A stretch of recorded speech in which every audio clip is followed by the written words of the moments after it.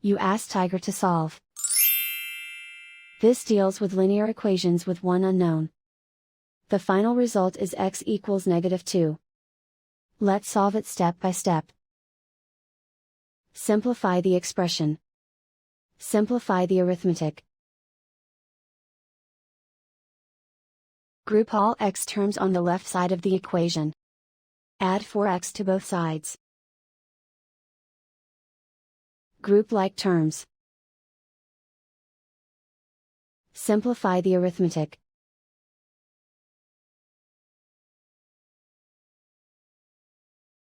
Group all constants on the right side of the equation.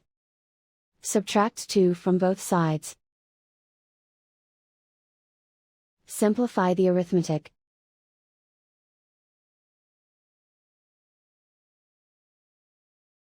And so the final result is x equals -2.